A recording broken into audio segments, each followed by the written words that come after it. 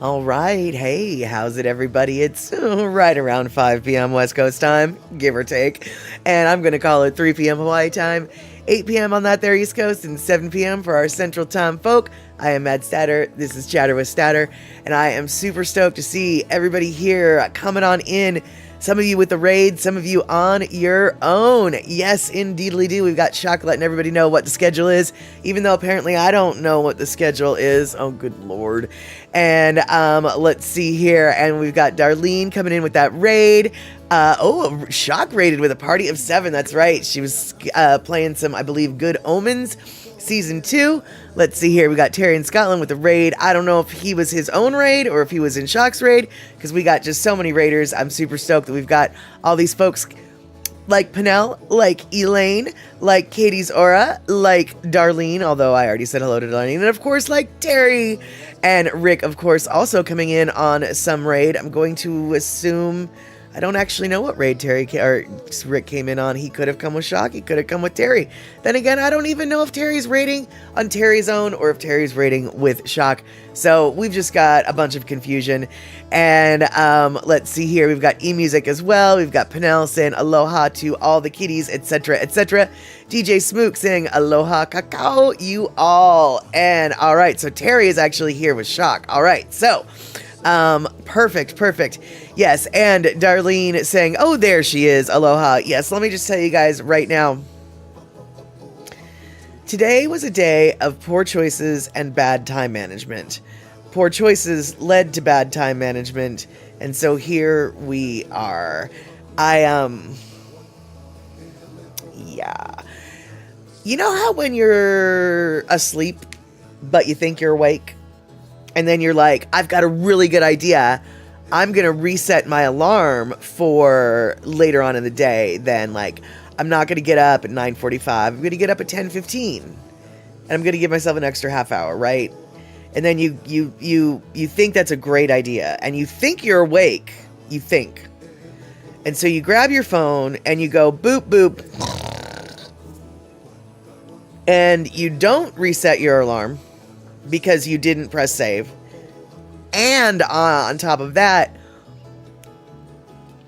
you lose your phone in your bed. That may or may not have been how I started my day. So, yeah. So that whole 10:15 plan, yeah, I slept way past that. Way past that. Then all of a sudden it's 3 hours later. Were you in my room, Darlene? You must have been. Yeah, I woke up, drool. It was a great sleep. Don't get me wrong. It was one of the best sleeps ever, right? It was a deep sleep. But it isn't how I meant to start my day at all. I mean, not even close. And so lots of stuff didn't get done today. And one of the things that didn't get done today, we're going to talk about, because you guys, I need some help. But before y'all give me some help, why don't we get the party started?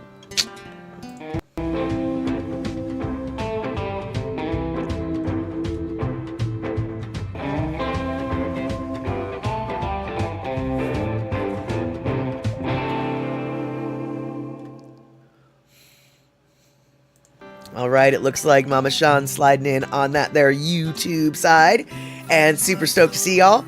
And so I hope that you guys are able to keep warm-ish, because it sounds like that cold snap is still snapping its fingers. I can tell you right now that the cold snap is finally starting to make its way up here into the West Coast, and I am a little bit on the chilly side, hence the long sleeve shirt, my Aloha Aina shirt that keeps me cozy when I need to feel cozy. And that's right, Picola T, good to see you getting the party started. And speaking of parties,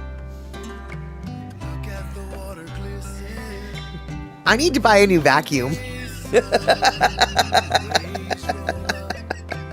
I know, right? That's not a party. Vacuuming is not a party. I know vacuuming is not a party, but I need to buy one, and I don't really know a good one.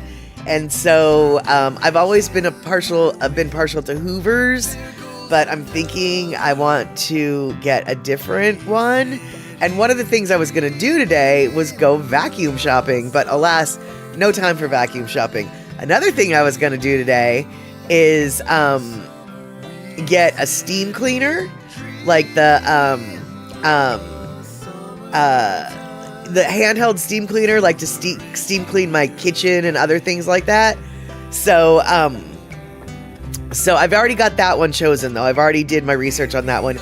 The Bissell handheld power steam is only like $50, and it's the top rated one for 2024.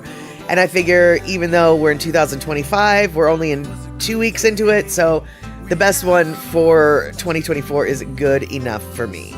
And Picola, you like your Shark vacuums. Well, I am very glad to hear that, because I was looking at... Oh no, where did it go? I had a note about it. It's the Shark. It's only like $150. It's a power stick. It's a rechargeable power stick vacuum or whatever, and everybody, it seemed to get some really good reviews. The only review that was bad was this one person who literally was like, right out of the box, it didn't work. And it's like, well, if right out of the box it doesn't work, that's not that big of a deal, because you can always, like, that's a problem. Like, just return it and get a new one. That's just a quirk of circumstance, I figure. But all the other hundreds were, like, really good. And so I was thinking Shark, but I don't know anything about Shark, I mean, other than it exists. So that's good to know that Shark is a good thing. And Terry, you like your Dyson. Yeah, Dyson is definitely an option, but when I did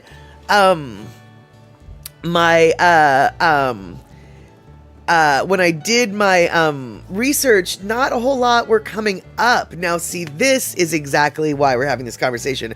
Rick, we bought a cheap vacuum stick last Black Friday. Yeah, don't do that. Rick, this is the conversation that I'm bringing to the table. I absolutely want to know what you mean. Darlene,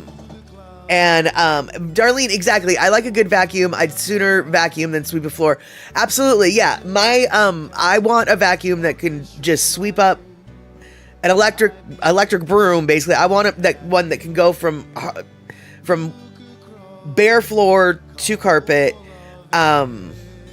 Katie's Aura Vax, because it can do wet stuff. I don't know what you're talking about, Katie's Aura. Let me rephrase that. I do understand that some vacuums, by the way, this is a warning. This stream will contain a lot of adult content. Now, I don't mean the kind that's rated R. I mean the kind that will bore a child to tears. Like vacuums. So, just be warned, y'all. Just be warned. This is fully an adult content stream today. All right? And Picola, make sure your vacuum head is flat enough to fit under the furniture.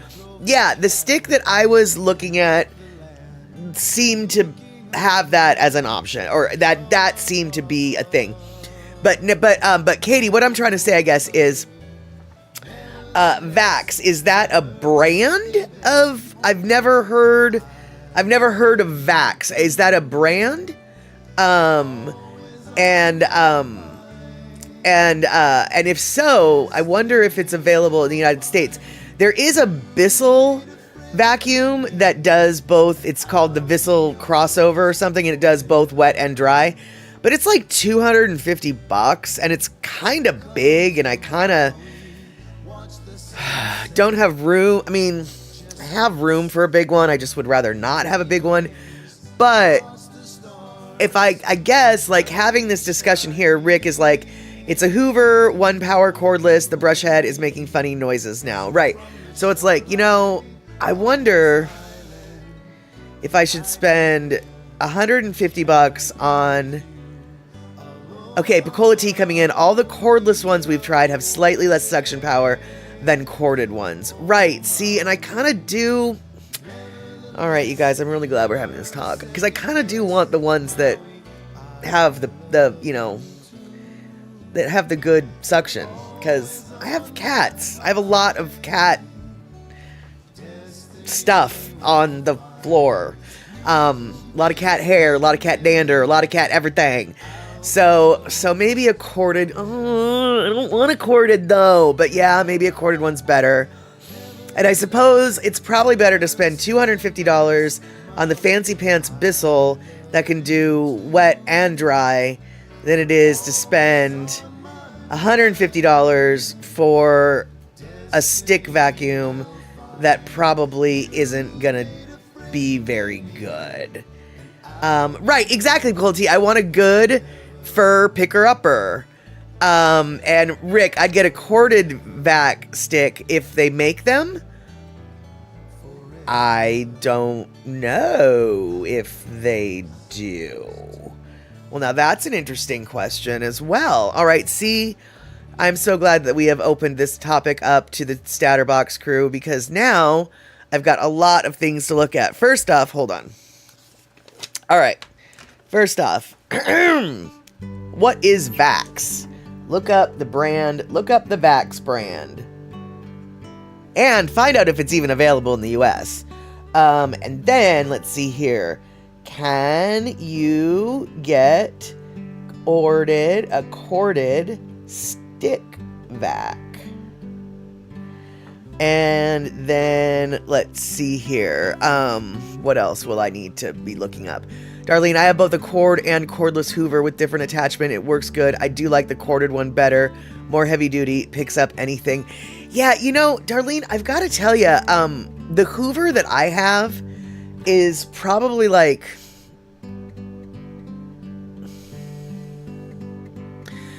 I want to say close to 30 years old, but I can definitely, at least 30 years old, but I can definitely say it's the Hoover that I have, I bought before the turn of the century, before the turn of the millennia. So it's at least 25 years old, right? And so, and it does, the one that I have, it's an upright, but it has bags. I actually, to tell you the truth, I don't really mind the bags at all, but it's heavy, it's cumbersome, it's getting old.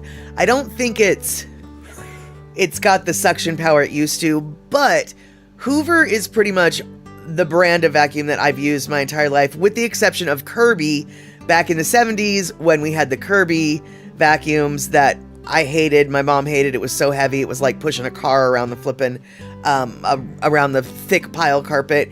So, and I'm sure that Kirby's are good. Kirby's are great. I don't want a Kirby though.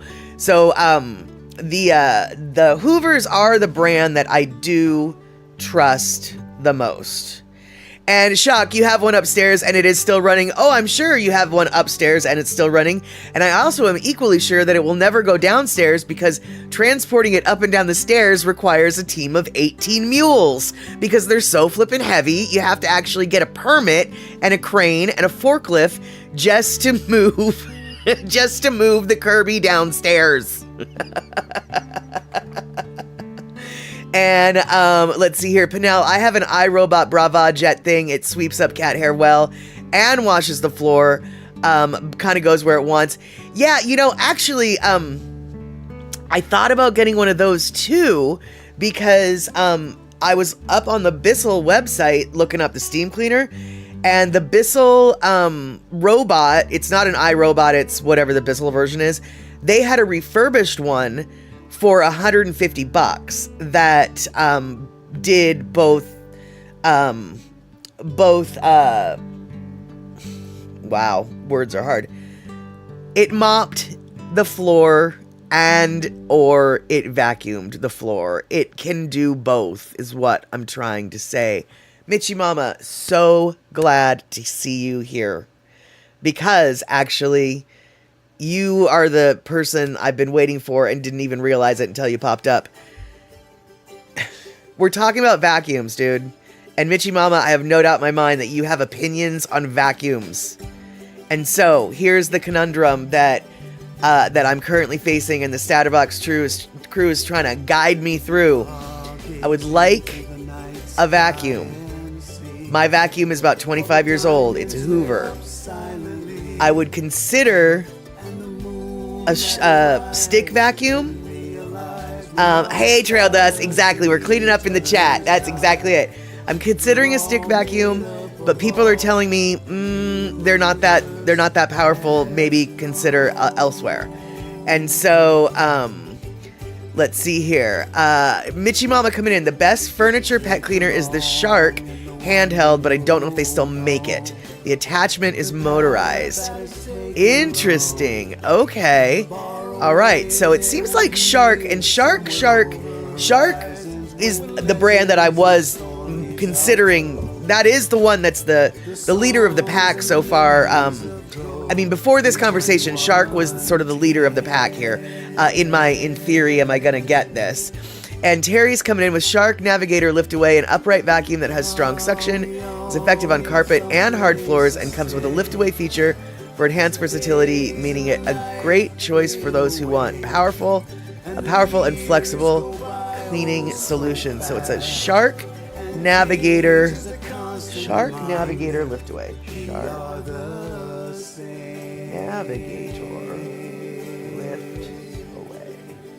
Okay, and then the Dyson V15 Detect is a high-end cordless stick vacuum that delivers debris pickup performance similar to many corded models, making it a top choice for those who are looking for power with their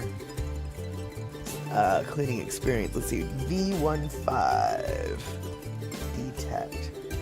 Cool. All right, so now I've got some homework to do, and then let's see here, and wait, what? Whoa, Mitchie Mama, what? For floors, you like the one that has a rolling felt that picks up small pebbles even? I know nothing of what you speak, but Poppy Shaney's in the house pumping up his Dyson. So Poppy Shaney is liking his Dyson. Okay. Poppy Shaney, so good to see you here.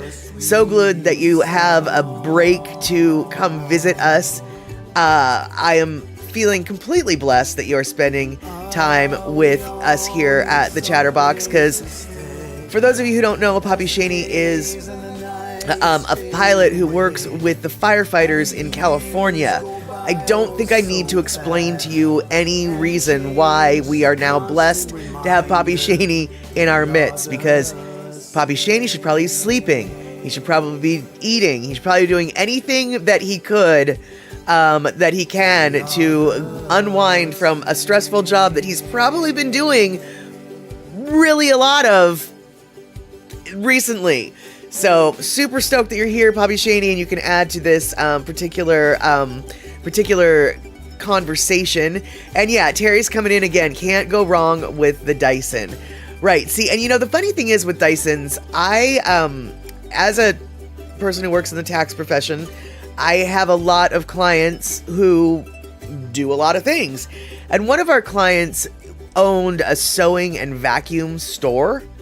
This was a while ago, but they owned the vacuum store when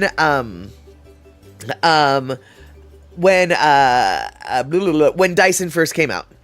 And boy, oh boy, that particular couple who owned that vacuum store, they hated Dysons like nobody's business. They didn't trust them. They thought they were just pieces of junk. They were too lightweight, flimsily constructed. Like, they absolutely had nothing good to say about a Dyson. Yet, here we are years later, Dyson is still very much a player in the vacuum game. And we've got a lot of people here who really like the Dysons. As Darlene just said, Dyson, I've heard, are really good make, dependable, but a bit more pricey, but so worth it. You get what you pay for. Yeah, exactly. And Darlene, that's the thing. That's the sticky wicket, right? Because I am on a limited, but I mean, honestly, y'all, if I had money, I'd be buying the $1,200 vacuums that are the water filter, blah, blah, blah, quantum vacuum that does hard and dry. I mean, I'd be buying the expensive vacuum. I really would. But I don't have $1,200 for a bed, let alone a vacuum. So, so we're kind of like, I'm kind of trying to be a cheapskate right here. And Poppy, oh no, you're grounded since December 19th due to shoulder surgery. As always, it is the firefighters on the ground that do all the hard, grueling, and dangerous work. Definitely not a pilot in an airplane. Poppy Shaney, absolutely. Your position in the firefighting scheme is one of the safest. That being said, you and I both know that there are risks with what those pilots spotting the fires take. And you and I also both know that it can be exhausting work, and you probably would be very tired right now if you hadn't been grounded. But that being said, I'm so glad you're grounded. Let's do another shoulder surgery so you can be grounded some more. You get to stay home, mister, and watch your video games and your soap operas. You're grounded. And exactly, drones are now your biggest fear. Precisely, Poppy Shaney. That's what I'm saying is, I understand, and I think we can all agree that your job is relatively safer than the frontline firefighters, but it is not without risks, right? Drones, a bunch of ash or whatever coming in and clogging up the engine-y things might be a problem, but really drones, especially amateur people who think it's a good idea to fly a drone into a fire space so they can get some cool fire shot footage. Yeah, no. Drones absolutely are, they're awesome, but they're also a danger. And so, yeah, exactly. I hope that, they catch it. I didn't know that. Oh, Jesus. Terry in Scotland, are you kidding me? I actually hadn't heard this. I just know that drones are an issue when it comes to fire spotting. Drones are an issue when it comes to airplanes, period.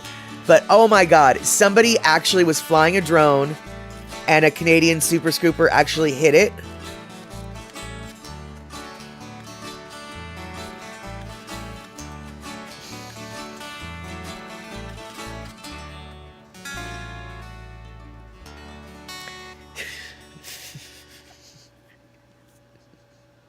There comes a point when I get so angry, I have no words. And we've kind of hit that point right now. So mark it on your calendar. I have no words. I have a sneer. Wow. Okay, so. Yeah, exactly. Sometimes my face is loud, and yeah, you can hear all the cuss words, right? So, all right, this is, okay, so you're answering all of, your comments are answering all of the thoughts that are going through. So, okay, so first off, obviously the plane is damaged and unable to be used for a very important work that we really need equipment for. That's annoying. Now, the pilot, did he,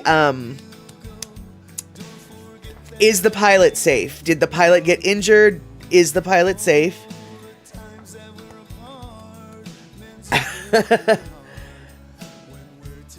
Did they catch the guy? And I just, all right. Yeah, there we go. See, this is why we can't have nice things, y'all.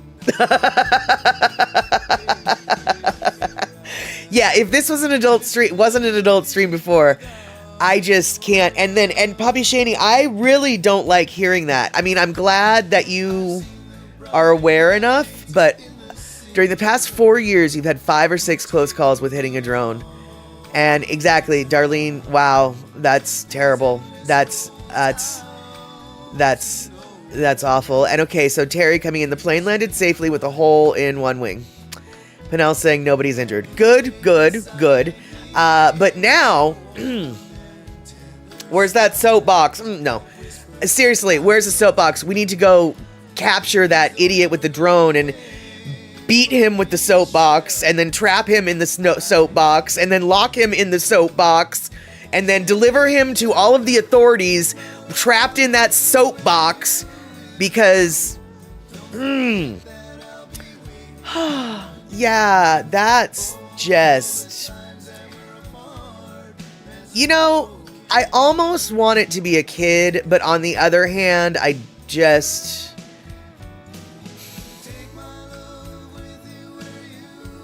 Oh, I'm very curious who it ends up being, and I hope that they get caught, and I hope that they get punished. And I don't really hope it's a kid, I guess. I mean, I do and I don't, because grown-ups should know better.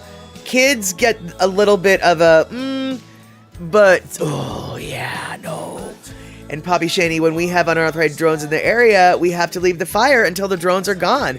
We can't drop retardant or water until the drones are gone. Exactly. That's exact. I'm not trying to yell at you, Poppy Shaney, but exactly. Don't people understand? It just frustrates me that people cannot see beyond their own nose and the consequences. Oh, it's time to meditate. Time to meditate. And Darlene, I haven't heard if they got the person yet, but they said they're doing an investigation and will figure it out. I hope so. And I hope that whoever did that is running scared. I hope that they are I actually hope that they become a fugitive and have to look over their shoulder until they're caught. I absolutely hope that they are living in paranoia. And I hope that their paranoia just does nothing but destroy them. And I hope that they will eventually turn themselves in because they drove themselves so crazy for being so paranoid and about being guilty. And Picolati, I think parents of kids committing crimes should be held accountable financially and criminally. As a general rule of thumb, I agree. Obviously, context is everything. And if, the kid stole a drone from the store and then, went and did this, the parent can only be held so liable. But yeah, for the most part, yeah, for the most part. And that's actually always what sort of kept me in line, because I don't know whether or not it was true or not, but my mom and dad always made it sound like if you do anything, if you have to, if you broke a window at the school, we're the ones who are going to have to pay for it, and our homeowner's insurance is going to go up, and blah, blah, blah. I mean, they made it sound like they would have been held responsible, and this is back in the 70s, right? Now, I don't know whether or not that's true, but they sure as heck made me feel like, if I do something wrong, my parents will be the ones who have to pay the price for it, and then, because they're uphill from me, you know what rolls downhill? Yeah, I'm gonna get that. And so Shock is saying, 2 arrested for fire-related drone incidents. Not clear if these are the ones who damaged the plane. Good, you know what though? And Poppy Shaney, usually only catch the drone operators about 25% of the time. And Katie's Aura, yeah, was the drone registered with the FAA? That hopefully, but I don't think all of them. Well, first off, I don't think they all have to be, and even if they do all have to be, I don't think everyone does it. And let's see here, but Shock, I'm so glad that people are getting arrested, even if it isn't for this particular incident that grounded the plane. I'm glad that any drone operators are in this situation are being held accountable for their irresponsible and, frankly, at this point, malicious actions, because they have to know. I am not a drone operator. I have no desire to be in the realm of learning the rules of the drone world, but I know that if there's a drone around the fire, they can't fight it. The airplanes, the helicopters, all those things that are trying to spot and drop water or retardant on it, they can't go there once there's drones. I've known that for over a year now. I've known that, and I don't do drones. And so if you are in the drone world, I know that you know that. I know you know that. And let's see here. There's several, right, Poppy Shana, there's several levels of drone operators. Some require an FAA license and drone registration, but yeah, others don't. That's what I thought, because Photo Luke has talked about that a little bit, and he isn't registered with the FAA with his drone. He didn't think he needed to because of the scope in which he uses his drone, and he uses his drone so limitedly. He's under the impression that he doesn't fall under that scope where he's required. Whether or not that's true or not, I don't know. But let's see here. Security camera caught a crew of looters bebopping through an evacuated mansion. LAPD rounded them up. Right, there you go. And let's see here. Darlene, the Bitchy Mama and Darlene, yeah, the lasers, the next big issue are people pointing lasers at us at night. Huge issue, actually. We had a problem with that maybe a year or two ago in Seattle, just east of my house.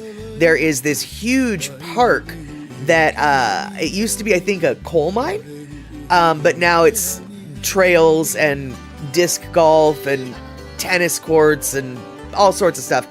But it's a really big park and a lot of woods. And you don't have to park inside the park in order to have access to it. So you can be in the middle of the park and there's really like no vehicle to show that anybody's in the park.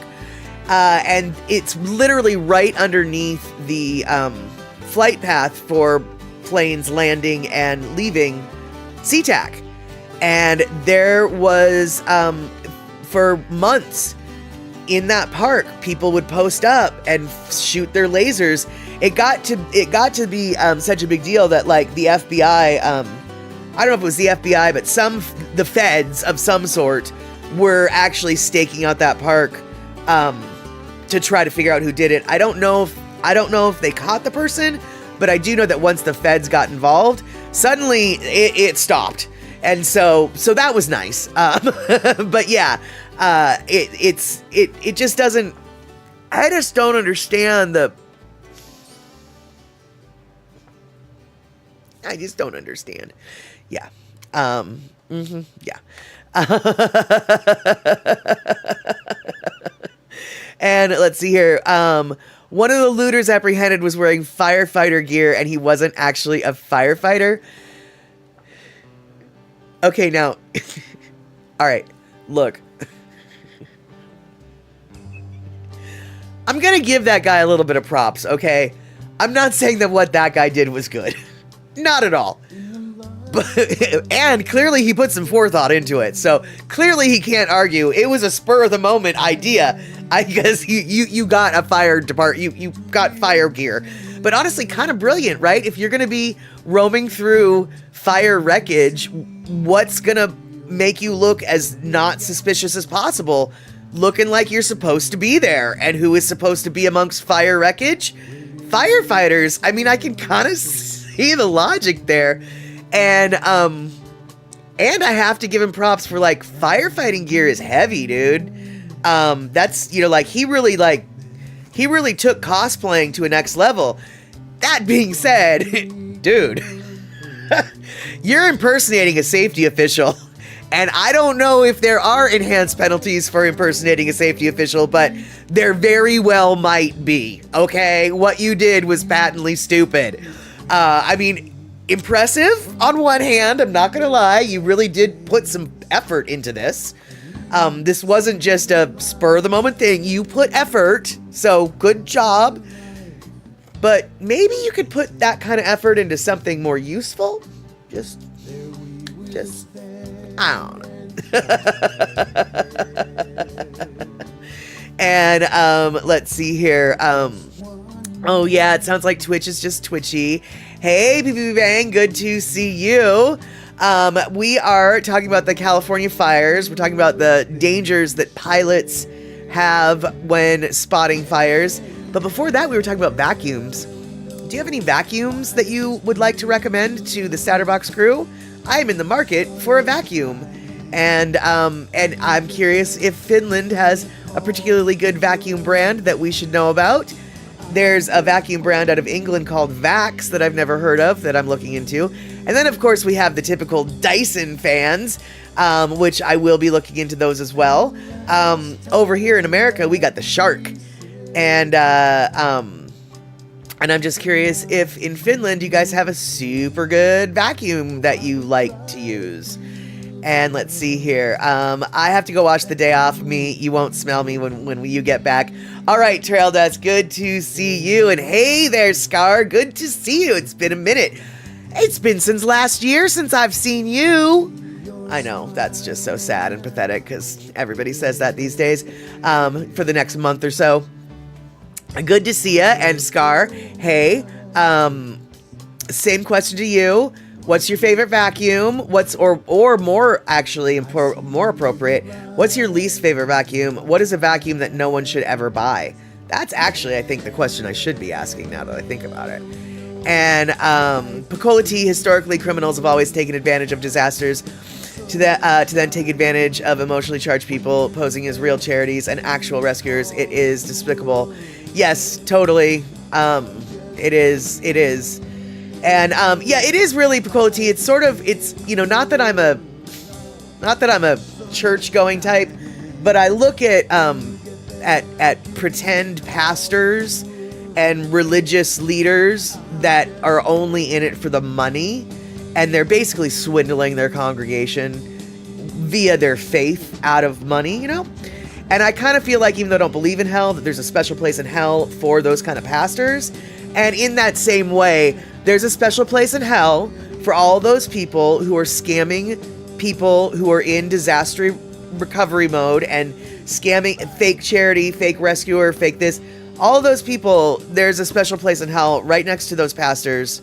Yeah, special place. And you wish you have a key, PB Bang, me too. I have very limited knowledge of vacuums as well. I hate vacuuming.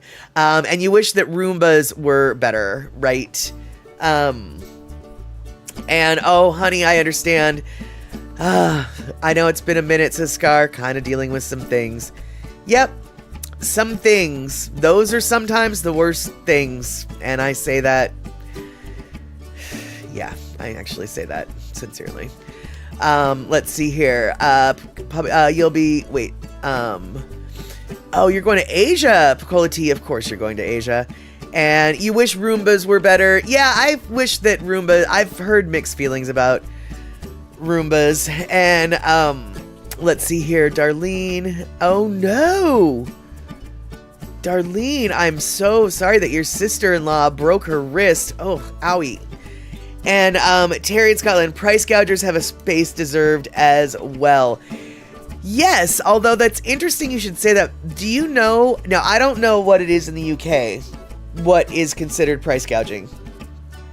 But, in the United States, most of your stuff has been extra. Oh, that's, honey, I actually have been in a very similar boat as you recently. So yeah, I totally feel ya. But Terry, price gougers have a special place reserved as well. What is considered price gouging in the UK? What is the definition of price gouging? Because there are some, you can charge some outrageous prices here in the States and still have it not be considered price gouging. For price gouging to occur, it has to equal, all right, let's see here. So if you are selling a case of water, a 12 pack of water normally for $5. Now I'm just pulling these numbers out of thin air, but you sell a 12 pack of water for $5 normally.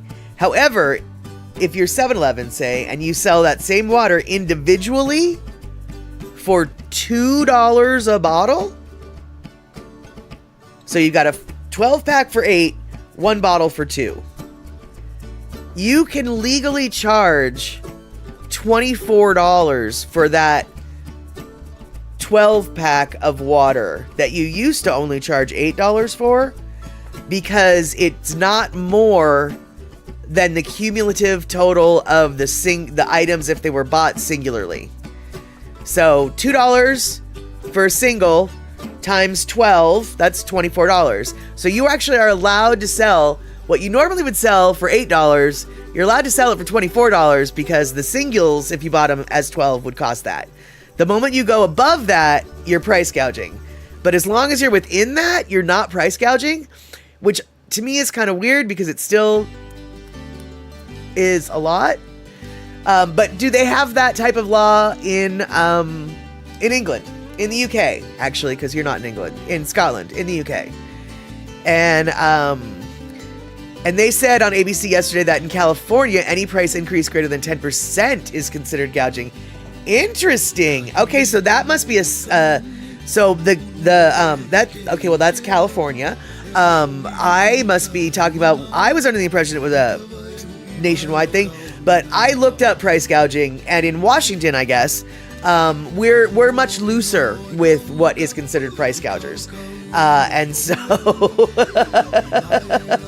and Pinnell, Loblaws got caught by CBC for overcharging for stuff. Jess saw the headlines. Interesting. All right. Wow. So, and Loblaws, like, just what disaster were they price gouging for, Pinnell? I'm kind of curious about that. That seems so strange. But though,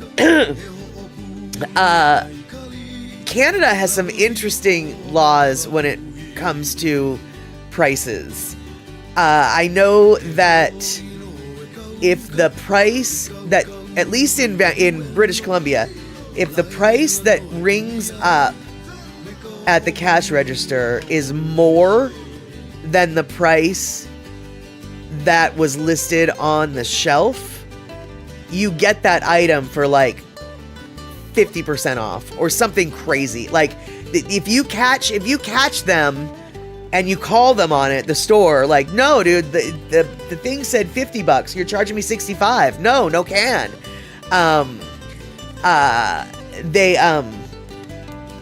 There's this very specific consequence, and it's kind of an expensive one. One of my friends got a really, really, really expensive coffee grinder for super cheap, accidentally, because of this.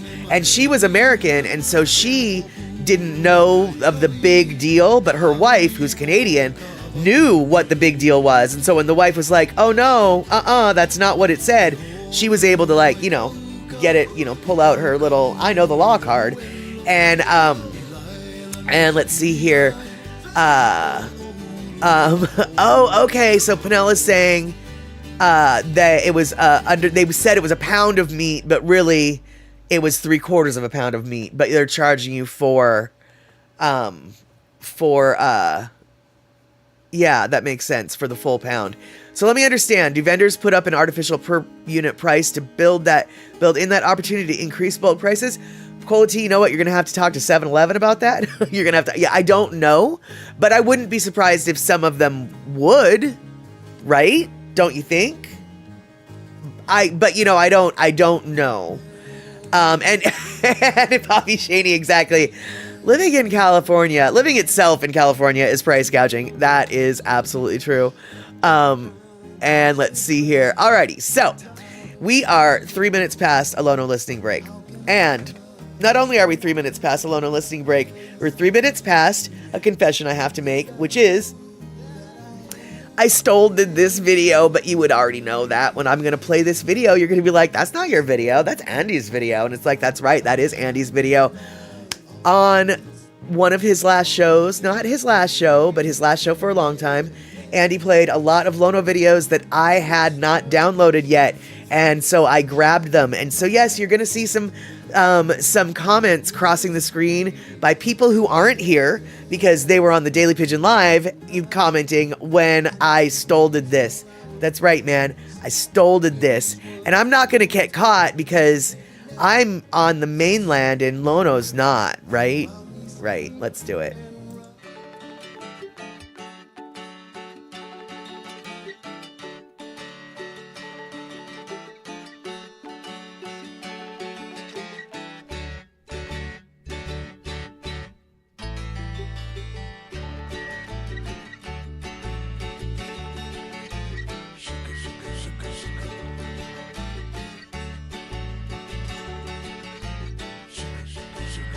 riding in the old check, way below the local speed limit.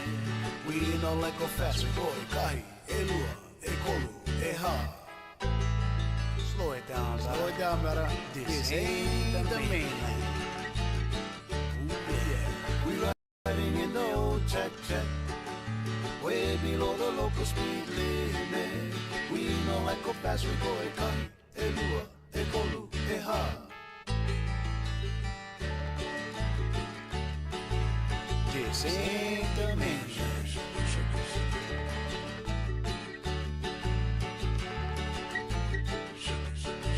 Putting up the little grass shack. It's small, but it's just enough. Now we plan la'au, e kahi, e lua, e kolu, e ha. A'ole luxury condos, brother. This ain't the mainland. Putting up the little grass shack. It's small, but it's just enough. Now we plan la'au, e kahi, e lua, e kolu, e ha. This ain't the mainland.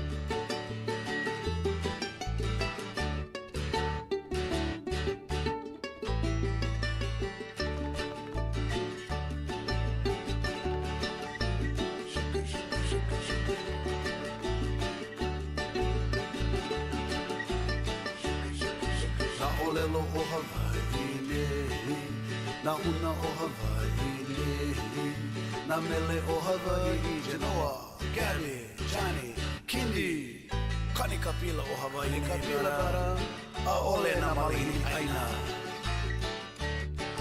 Na olelo o Hawaii, na una o Hawaii, na mele o Hawaii, Genoa, Gabby, Johnny, Kindi.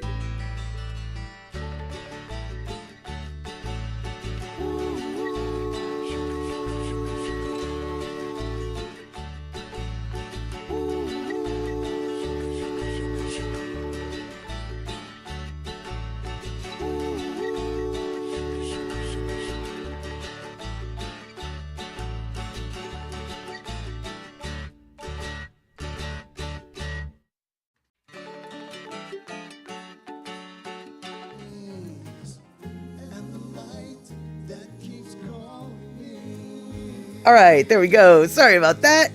Oh no, sorry you guys. I had to step away. I didn't have the volume increased enough. I'm so sorry. Maybe we'll have to watch that again later on in the stream. Let's see here. It looks like Devin in the house. Good deal. Good to see you here. And let's see here. We are busy talking about all sorts of things, but the question of the day is, what vacuum do you love, and what vacuum do you think no one should ever buy again? I'm in the market for a vacuum, and so I'm just looking for any and all input. And yeah, it's super important talk like that we've been that we've had happening here tonight, without a doubt. And speaking of super important stuff, here's a picture that I saw on the internet that has nothing to do with anything, but I thought it was really neat. Check it out, yo. Look at that. It's a flower that becomes see-through when it gets wet. It's in northern Japan, and in the forests of China, and they're called, well, I mean, they're not really called this, but they call them glass flowers, or they call them skeleton flowers. And when they get wet, suddenly their petals are all see-through, and I just thought that was the coolest little thing. And I've got nothing to say other than basically what Terry just said, which is, wow, look at that. Isn't it cool? And so I just thought I would share with you guys this thing that really isn't that important, but I thought it was kind of neat. And so there you go. It's kind of neat. And another thing that I thought I could share with you guys that I thought was kind of neat, Alaska Airlines just debuted a new airplane. It's not really a new airplane, but it is boom. It is this airplane. It's a new. It's a seven. What was it? I think they called it a salmon 72 or something. Anyway.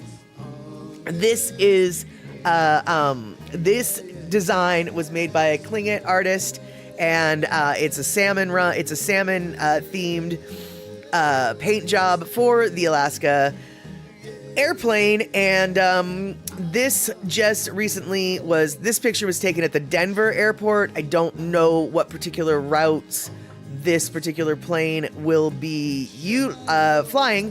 But I'm guessing, at least at the moment, it is flying a Denver route that Alaska has.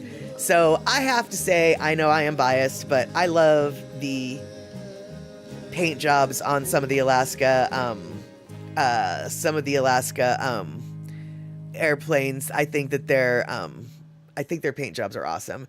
And Rick, now if they could cross that with a Pakalolo plant, no worries on someone pinching your crop.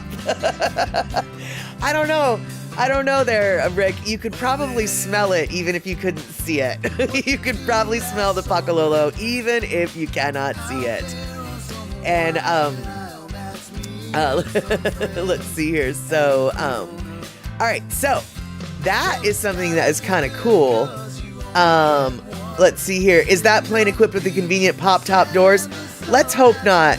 Let's hope that was a limited edition feature on the Alaska planes.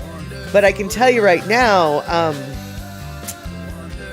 they are a Boeing plane, so who knows what surprises Boeing has in store for us in the near future. So, though, actually, apparently, despite the fact that here we are just, bad-mouthing the airplanes, I guess in the last, 14 years or something, the airlines in the United States have managed to not have any kind of fatalities in their crashes, which is kind of amazing considering prior to that streak, they were looking at 2 crashes per year that resulted in fatalities. So even though, it seems like it's not that safe to fly anymore, because it really does seem that way, doesn't it? It's actually safer than it ever has been. It really is. And I'm not getting paid by anybody to say this, just so you know, because it really sounds like something that I should be paid to say. And yeah, Darlene, exactly. Who gives a flying fork? Now, Darlene didn't say this, but I'm editorializing. Who gives a flying fork on the paint job outside? A new plane, says Darlene. We'll have to see what people think of them, like seat and aisle width, etc. Etc. Exactly. And Mitchie Mama, that's when I developed a fear of flying long distances. Yeah, I'm telling you, and especially since, you're where you're from, there's a lot of water you got to fly over before you can land safely, right? And so flying to Hawaii is a whole other level of anxiety, I guess. And Pecola T coming in, yes, we've had a stellar safety record with U.S. air carriers. Precisely, yeah, I was really surprised. I wish I could say, okay, so there you go. So, all right, wow, my numbers are actually not that far off. Google says the last fatal U.S. airline crash involving a scheduled commercial flight occurred February 12, 2009, when Colgan Air Flight 3407 crashed near Buffalo, resulting in 50 fatalities. Right, but 2009, so that's 14? No, that's 16 years ago. So, yeah, that's 16 years ago. So, my numbers were actually wrong, and as it turns out, the number was even better. So, yeah, and then Korea is reconsidering placing concrete bunkers near runways. I don't know enough about that Korean crash to know what that means, Terry. And oh, that's right, Michi Mama, when you were in sales, you did have to go to a lot of meetings, and that was the era in which sometimes planes fell from the sky, so to speak. But Terry, Korea's reconsidering placing concrete bunkers near runways. What did the airplane? I don't know.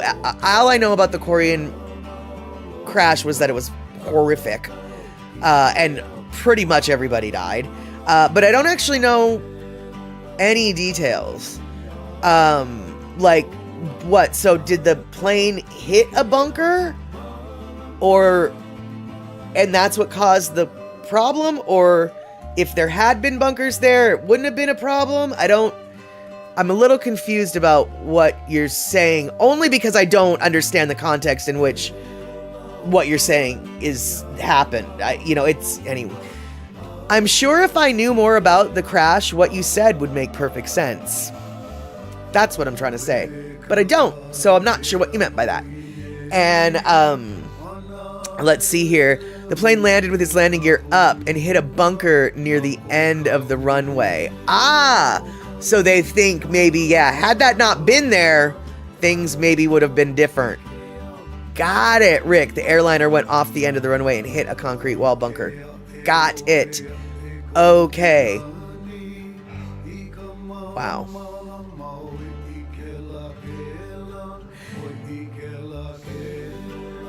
Can you imagine being the pilot? I mean, I am imagining being the pilot and I need to stop. Like, that's... Wow, right. That's horrifying. That is terrifying. I mean, for everybody involved, obviously, but, the pilot's got literally the front row seat, right? The pilot is the one who's seeing that wall approaching faster than would be nice. Yeah, no. And let's see here. Darlene, yep, flying from Wisconsin to Hawaii, hours of flying. We even had to switch planes, say in Colorado, then on to Hawaii. Yeah, and you know what, Darlene? I wonder if that salmon plane that was in Denver goes on to fly to Hawaii. I don't know, but, Alaska and Hawaii are doing a thing.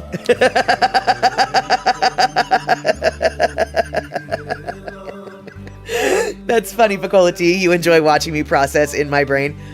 It's tedious, and sometimes it still comes up with no can process, ladat. And let's see here.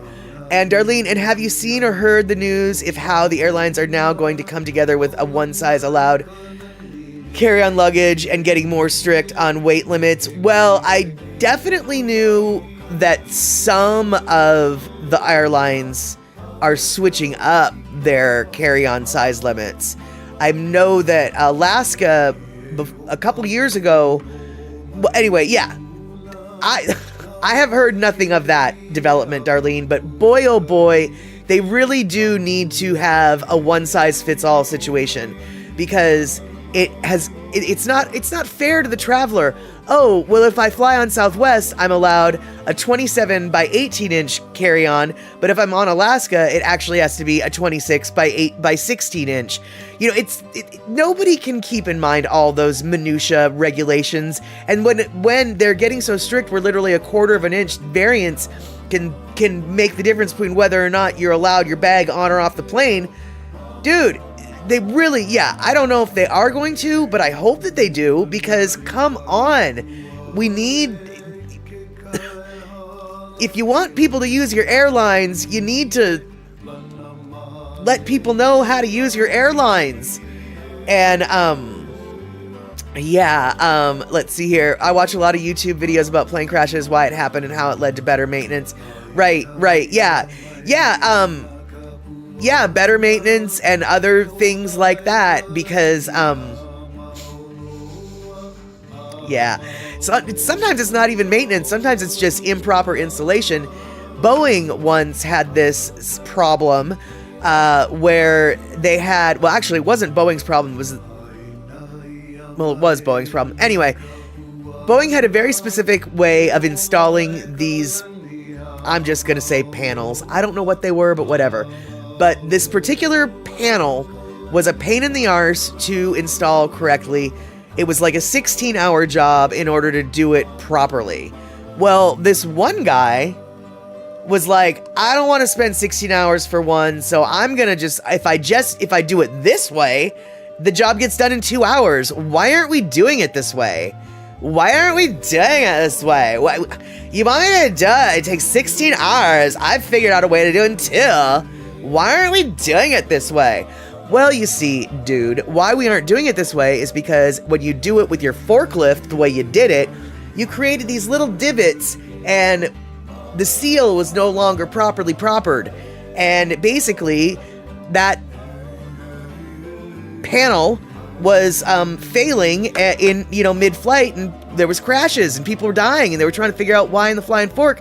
So they went through, and they finally figured out every single plane that this guy had his fingers on were the ones falling out of the air. Why? Because he didn't follow the proper installation. He didn't read the instructions, basically, or he thought he knew better than the instructions. And so he basically jammed it on instead of carefully babying it and caressing it into place, causing a domino effect of, well, death. So yeah, do it this way, because an engineer thunk it out first. Exactly. And, oh my God, Boeing flight that just left Honolulu had the cargo door blow out in a zip. 8 or 12 people were sucked out of the plane. Can't remember how many, but that's scary. Yeah, that is horrifyingly scary. And honestly, this is what also makes me heartbroken is a lot of times pets are put in the cargo hold of the plane. And so, did any pets get sucked out? That's just awful. And yes, Terry in Scotland, Valley Girl voice, compliments of Mad Setter. Actually, that's not just Valley Girl voice. That's just like utter stupid girl voice, which granted has traces of Valley Girl. But I'm talking stupid girl. And Valley Girls can be smart, but some Valley Girls are fucking stupid. And yeah, that's right. I just dropped an F-bomb. This is the most adult show we have had in a long time. We are talking about airline safety. This has got to be so boring for children. We're talking about vacuums. Are you kidding me? A child probably wants to die right now. So gather around, children. It's time for you to take your nap and go to sleep. We're gonna listen to this Chatterbox episode where we talk about vacuums and airline safety. Okay? Oh, and by the way, ignore the F-bomb she dropped. Because, yeah, sorry about that. Totally sorry about that. Exactly, Verity. It's like the old, I've got a better idea. And it's like, well, actually, Jimmy Bo Bob, you aren't paid to think. You're paid to do the wrench. We got plenty people over here in Chicago, North Carolina, Seattle, Everett. We pay them the good money to think. We pay you to do what we tell you to do. And let's see here. Picola T, I'm on board with uniform carry-on baggage sizes. Problem is how it's randomly enforced. Watch too many flyers trying to carry on half their household. Yeah, and then there's that, exactly. And ultimately that's why I know it's a risk to check your bags. I get it. It makes me nervous. But that's why I check my bags most of the time. And yeah, it costs more. I get it. But I don't want to have to worry about fighting for that overhead space because so many people try to bring on too much stuff.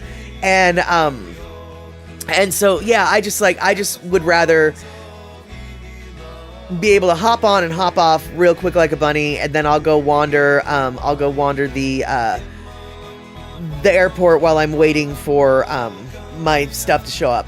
And apparently, now I don't have the details of this, and I did see it on the interwebs, so I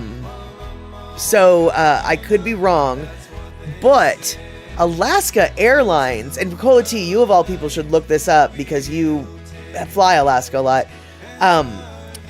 Alaska Airlines has this weird promise that if your bags don't end up at the carousel within 20 minutes of landing, you get like an extra 250,000 miles or whatever to your account. They actually have sort of a they have a punishment system for them. Like they have a promise and a guarantee, and most people don't know about it to take advantage of it to enforce it. So apparently, the moment your plane docks at the not lands and hovers, but like docks at the, excuse me, docks at the station at the door, start your timer, start your stopwatch. And if your bags aren't at the carousel within 20 minutes, then you can go claim your prize, as it were. And Pinnell, exactly, I would never travel with Tareen in the cargo. She comes with me or we don't go. That, unfortunately, has been a bit of a conundrum for me because I have 2 cats and I don't really think you're allowed 2 animals per 1 person. And also, one of my cats, Dusty, he is so vocal in the carrier that I really gosh dang it, I really would feel bad bringing him on an airplane. I mean, obviously I don't want him in the cargo hold, but to bring him into the cabin of the airplane, he would be the equivalent of a baby crying the entire flight. People would want to kill me, and so it's just, I don't really know if I would. Ashes, on the other hand, she would be quiet as a mouse. Nobody would even know. But Dusty, he would just be letting everybody know how unhappy he is. And everybody would be equally unhappy by the time the plane landed. And so, okay, Pacola T coming in, letting me know that I'm not making things up. True! Alaska will give you miles if baggage is not at baggage claim, 20 minutes from gate arrival. Exactly. Now, I wish that I had known that because the last time I flew, I am 99.99999% sure that my baggage did not, it took way longer than 20 minutes to get my baggage to where I was. And so I wish I'd known that so I could take advantage and get free stuff. Oh no, wait, hold on. E-Music, your turtle was quiet on our flight to Wisconsin. Good. And no, Darlene, what happened? Did I mention Rick is having to help with some cooking and dishes? I was making homemade coleslaw, had all the cabbage shredded, and was grating a carrot to add at the very end. My hand slipped, and I grated the tip of my thumb. No skin on the tip of your thumb. Oh, Darlene, was this a ploy to get Rick to do more dining, cooking? I hope it was a ploy. I know it wasn't, but I would like to think you meant to do that, right? And Pinnell, I flew with Fluffy as a carry-on. She was a very quiet cat. Yeah, right, exactly. I could see my Ashes, no problem. Dusty, not so much. And let's see here. Our Cola T coming in. Our cats flew east to West Coast in main cabin. Their cries were muffled by lots of kids on our flight from West Coast to Hawaii. Cats were required to fly in cargo. I was terrified the whole time. Oh no! I didn't know that they're required to fly in cargo. Oh, I mean, I guess that makes sense because Hawaii has, oh no. I would absolutely be freaking out freaking out big time. And then Trail Dust, you've only been on a plane twice, once to Hawaii and then back home. There you go. And E-Music, you had to smuggle your turtle on the plane. I was actually thinking that when you said that your turtle was really quiet. I was like, did you even have to declare your turtle? I mean, I'm sure if you were going to Hawaii, you sure as flying fork needed to declare that turtle. But as far as other flights go, it's like you could probably just have it in your jacket pocket and no one would notice. If your pocket was big enough, that is.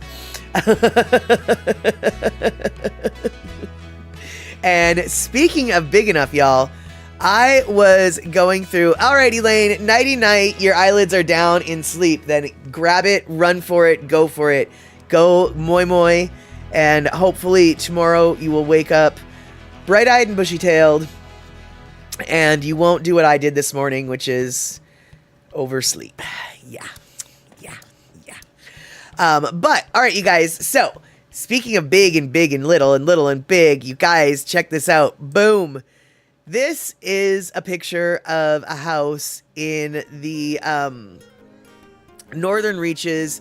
I'm not sure if it's in Canada or if it's in Alaska, but it's where the Inuit are. And I belong to a Inuit hunting group because I do. All right, they let me in. They know that I'm not native, but they let me in. I answered their questions good enough, and you know, I'm allowed in their group. Anyway, this was posted, and you're like, okay, so it's a snowy thing. Like, whatever. What's the big deal with the snowy thing? No, it's not just a snowy thing, y'all. It's like a wait. What's going on here?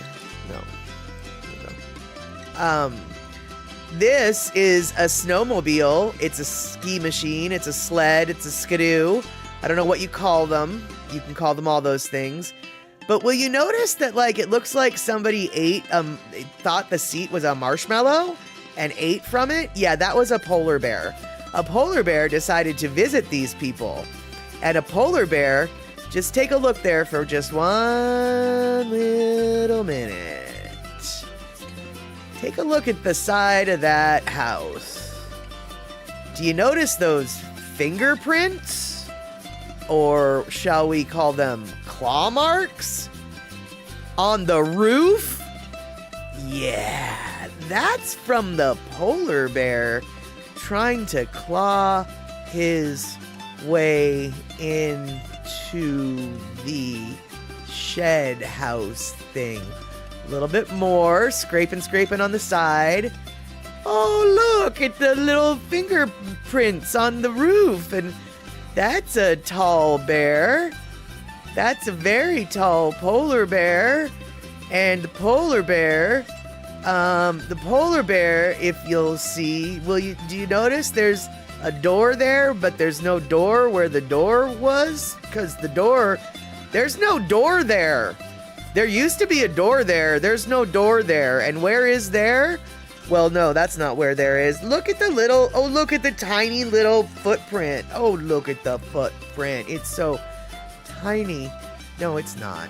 And, yeah, so here we are with the door that used to be there. It used to be closed, but now it's open because the, polar bear decided he wanted the Oreos or whatever it was that was in their mud room. He got into their mud room, y'all. The bear wanted in, and the bear was able to break in to the mud room. Now, luckily,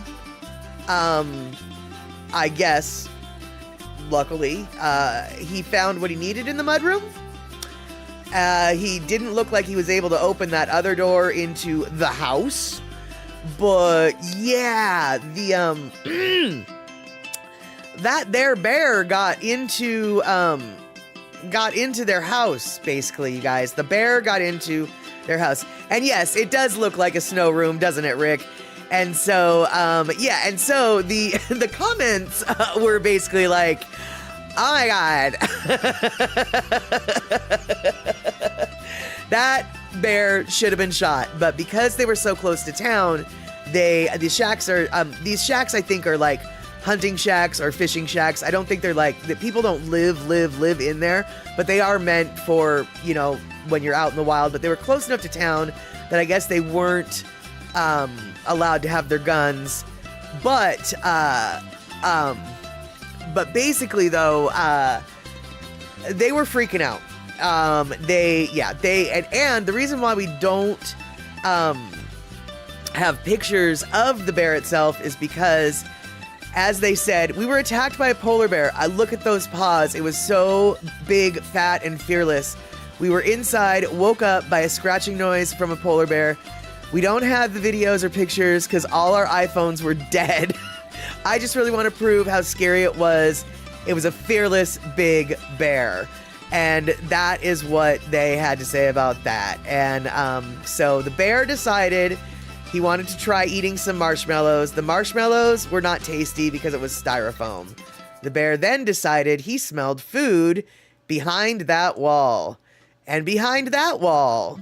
And that's the fingerprints we're looking at there. And I know they're not fingerprints, but I don't want to call them what they are, which is huge, scary paw prints.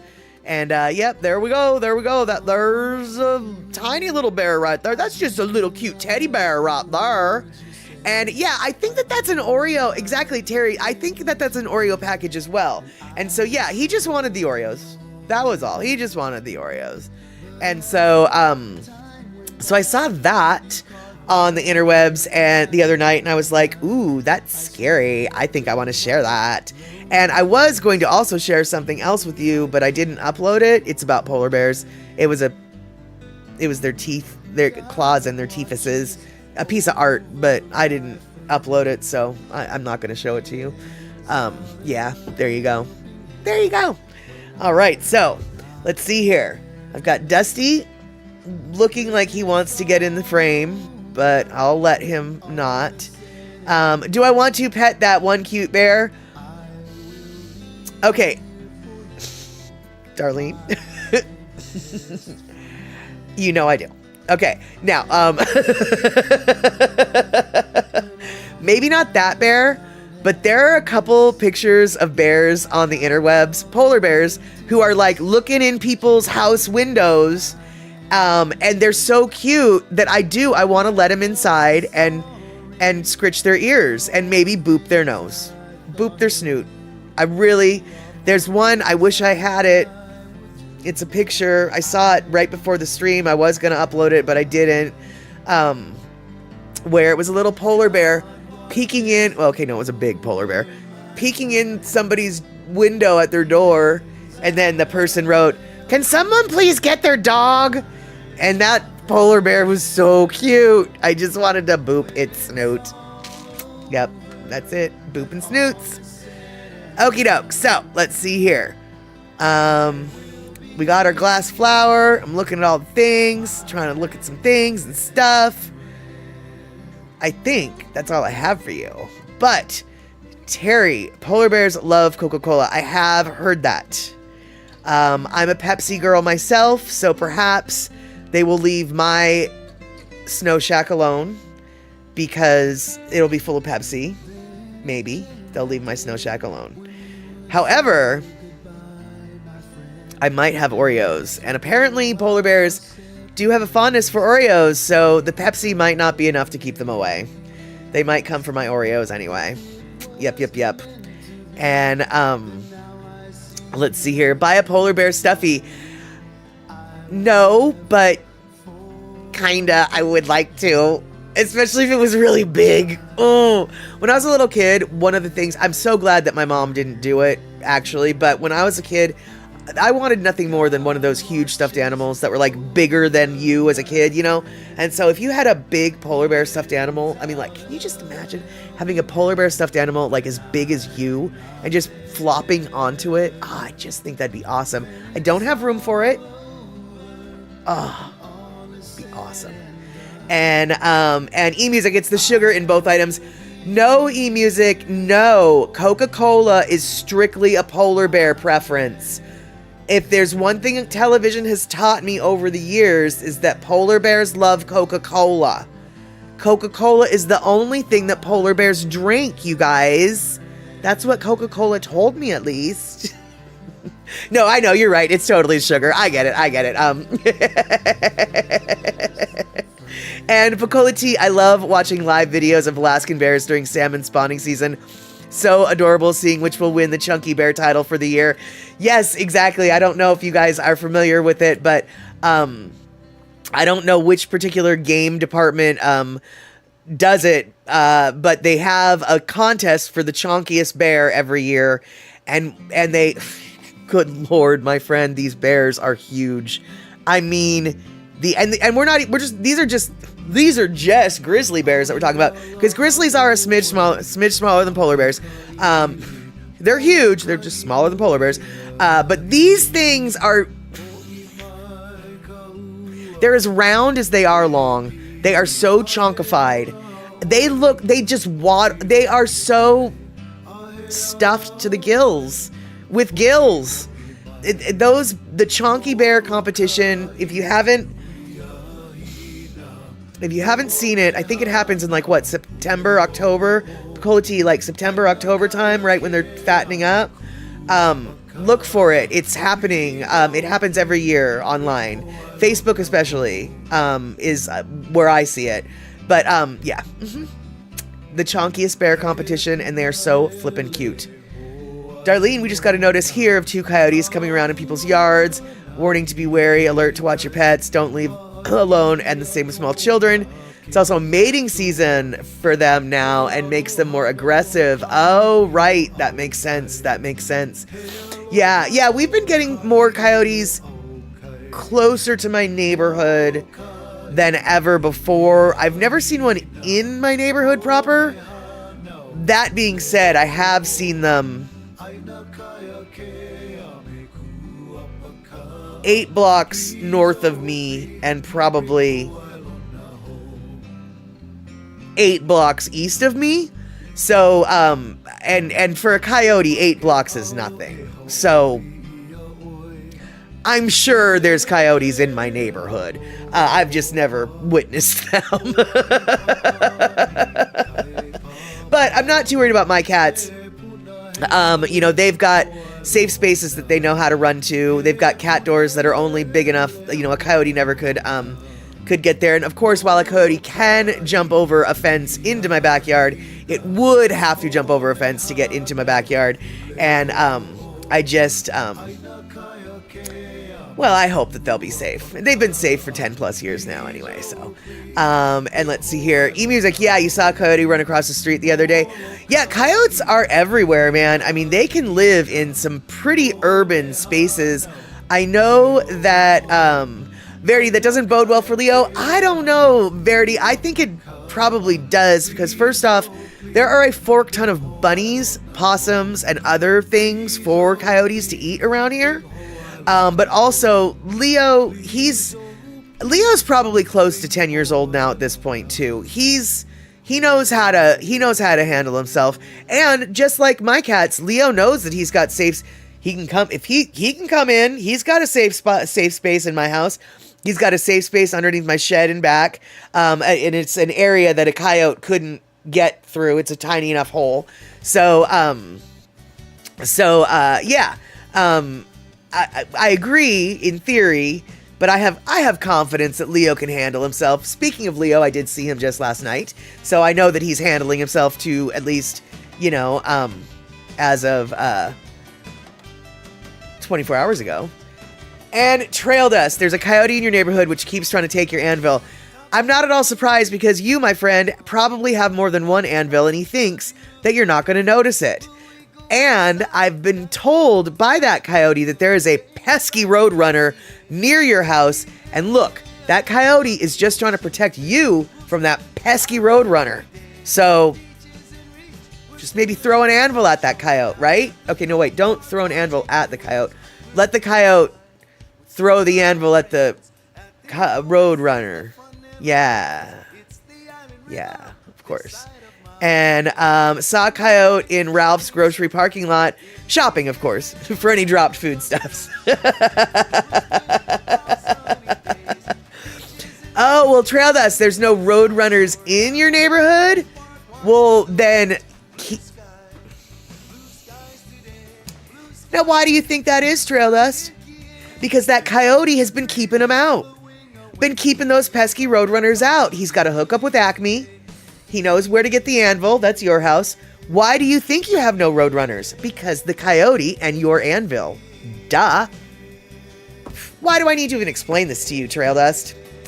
He's doing you a favor. He's keeping the roadrunner away. Because they're scary.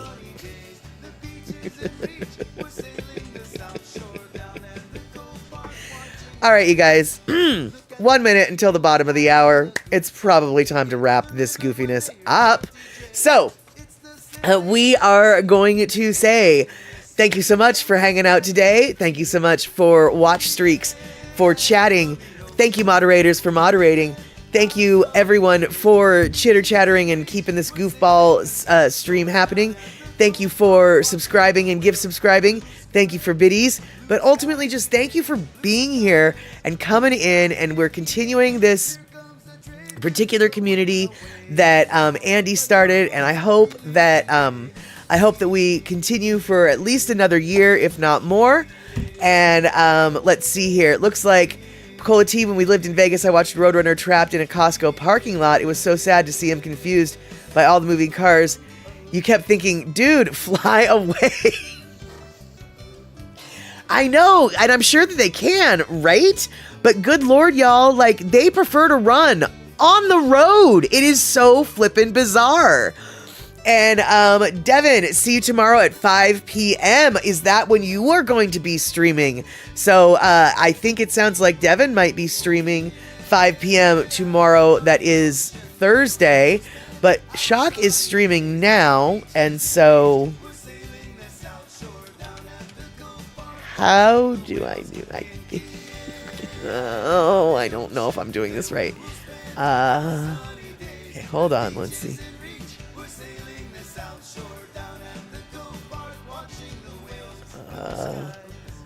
I'm trying to spell Shocks. Okay, well that's okay, Shock, because I don't know what I'm doing, and it's gonna take me forever. So oh no.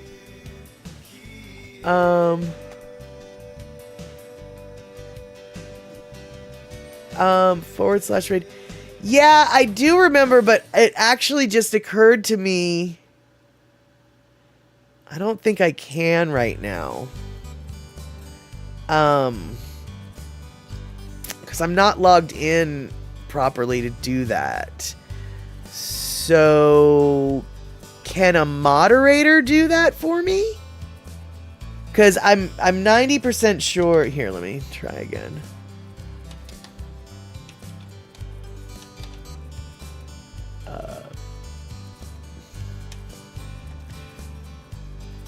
Yeah, I'm not logged in, right? So I can't. Oh, wait, I wonder if I can do it here. Raid.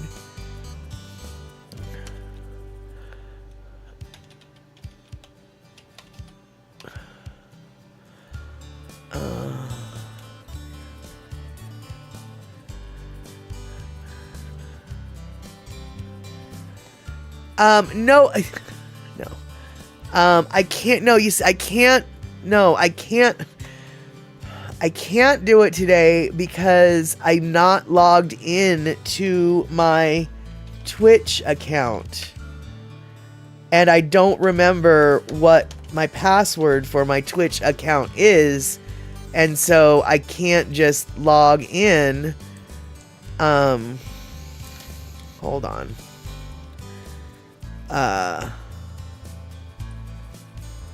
Yeah, it's not as, unfortunately, it's not as simple as it could be. But let me try one more thing.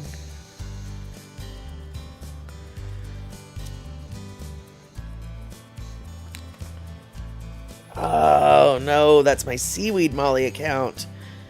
Okay, how about this? No. Yeah, I can't. So if you guys just want to go over to Shocks, well, yeah, your link appeared, didn't it? Oh yeah, your link appeared. So yeah, so we're gonna just do a manual raid, sort of, which is where you just click the link. Fine, y'all. I'll get my Twitch fixed. I've been meaning to do this for weeks, and I just haven't. So this is totally on me. And now I know why I need to do this. So yes, all right, you guys. So Shock, are you on the verge of ready to do things? Because if you are, then I'm going to be signing off for this Hamajang raid. 1000%, Rick. This is a Hamajang raid, and Shock is live. So I think she's streaming some Good Omens, but I might be lying. You're gonna have to go over there and figure it out. All right, y'all. Until next time, Saturday, 6 p.m. West Coast time. We're gonna learn about some country music. All right, I'll see you over at Shock's place in just a minute after I stop things. Take care.